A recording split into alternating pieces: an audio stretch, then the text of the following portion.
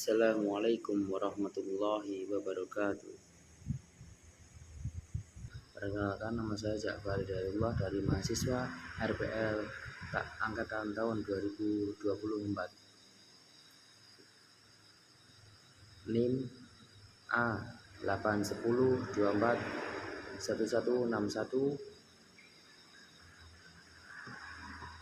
Prodi Pendidikan Jasmani dan Olahraga, Kampus Muhammadiyah, Universitas Muhammadiyah Surakarta.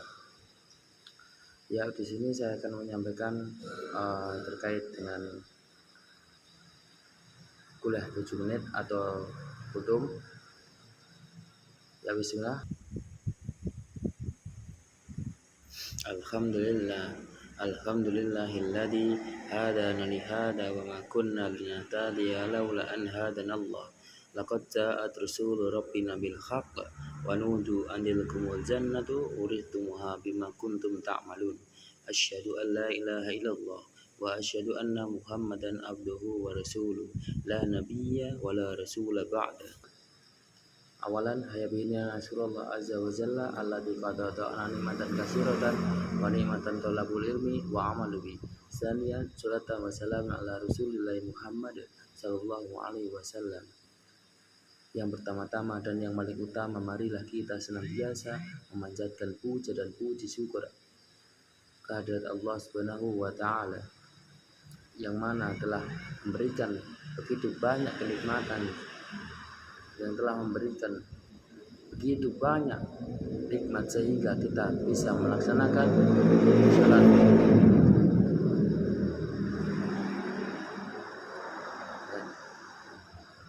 di masjid yang insyaallah berbarokah. Yang kedua, tak lupa sholawat serta salam senantiasa kita aturkan kepada baginda Rasulullah Muhammad sallallahu alaihi wasallam yang telah membimbing ajaran umat Islam sampai zaman sekarang ini.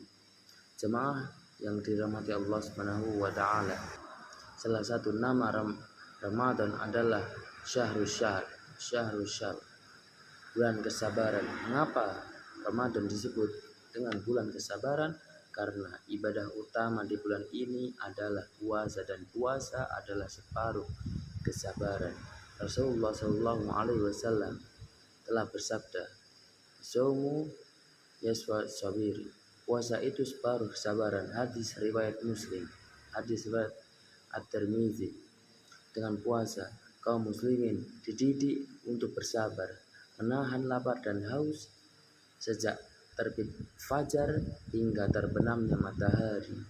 Ada makanan tidak dimakan, ada minuman tidak diminum, padahal makanan itu milik sendiri, minuman itu milik sendiri. Ia menahan diri untuk tidak mengonsumsinya atau tidak memakan dan meminumnya. Demikianlah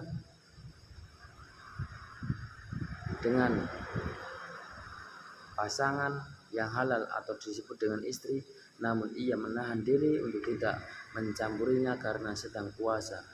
Jemaah yang dirahmati Allah Subhanahu wa taala, menahan diri dari mengumpat, dari marah meski ia dipancing-pancing orang. Dijawabnya, "Inni shaum," sesungguhnya aku sedang berpuasa. Menahan diri inilah bagian dari pendidikan kesabaran yang Allah canangkan melalui puasa, dan Allah telah menyediakan banyak keutamaan untuk orang-orang yang bersabar. Jemaah yang dirahmati Allah Subhanahu wa taala, keutamaan sabar dalam Al-Qur'an Allah menyebutkan keutamaan orang yang sabar.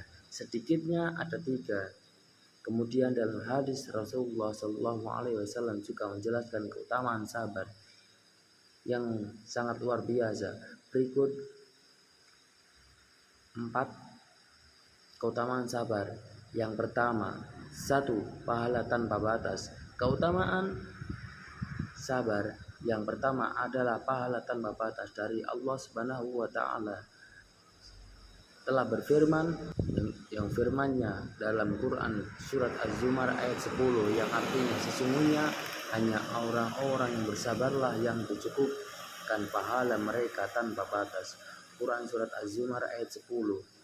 Puasa merupakan separuh kesabaran, juga mendapatkan keistimewaan. Tidak seperti amal lain, puasa akan langsung dinilai Allah Subhanahu wa taala dan tidak dibatasi pahalanya. Sebagaimana hadis riwayat Muslim, An-Nasai, At-Tirmidzi dan Al-Baihaqi. Setiap amal anak Adam dilipat gandakan. Kebaikan dibalas dengan 10 kebaikan yang serupa sampai 700 kali. Allah Azza wa Jalla berfirman, kecuali puasa, sesungguhnya puasa itu untukku dan aku sendiri yang membalasnya. Yang kedua, mendapatkan mayyatullah. Keutamaan sabar yang kedua, orang yang sabar akan mendapatkan kebersamaan Allah, atau disebut dengan mayyatullah. Artinya seseorang yang telah sabar, ia akan diliputi dengan dinaungi Allah Subhanahu wa taala dengan rahmatnya, perlindungannya, pertolongannya dan ridhonya. Adapun zat Allah tidak sama dan tidak bersama dengan makhluknya. Allah Subhanahu wa taala berfirman dalam Quran surat Al-Baqarah ayat 153 yang berbunyi, "Innallaha ma'as-sabirin." Sesungguhnya Allah beserta orang-orang yang sabar. Dan juga Allah Subhanahu wa taala berfirman dalam Quran surat Al-Anfal ayat 66 dalam potongannya, "Wallahu ma'as-sabirin." Dan Allah beserta orang-orang yang sabar. Quran surat Al-Anfal ayat 66. Jamaah yang dirahmati Allah Subhanahu wa taala, kunci kebaikan bersama syukur, sabar adalah kunci kebaikan. Seseorang selalu baik di sisi Allah tatkala mampu mengkombinasikan sabar dan syukur dalam kehidupannya. Inilah keutamaan sabar yang ketiga. Hadis riwayat Muslim.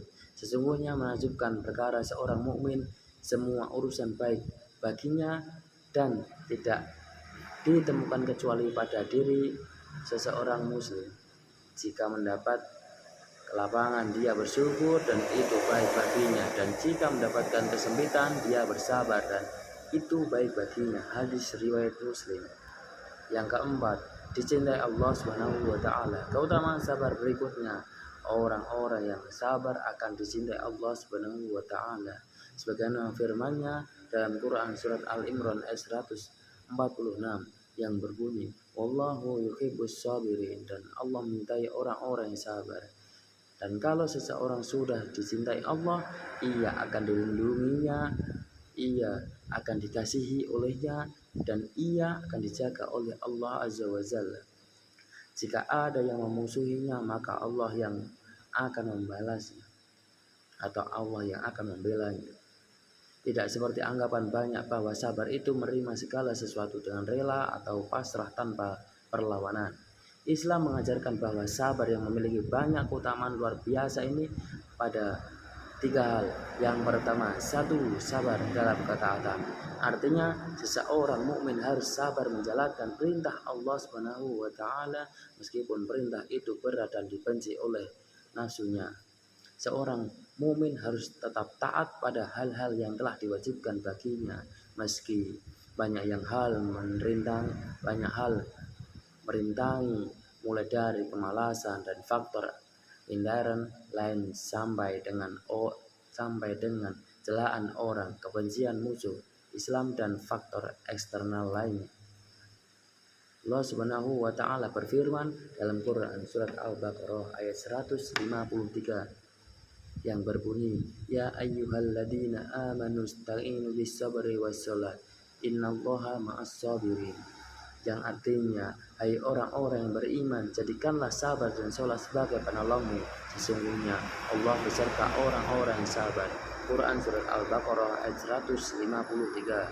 Yang kedua, sabar dalam meninggalkan larangan. Ada kalanya orang sabar dalam menjalankan ketaatan kepada Allah Subhanahu wa taala, tetapi ia tidak sabar dalam meninggalkan larangan. Salat dijalankan tetapi judi juga tidak bisa ditinggalkan. Puasa dilakukan tetapi ghibah tetap jalan, sehingga ada istilah broken STMJ. sholat terus, maksiat jalan.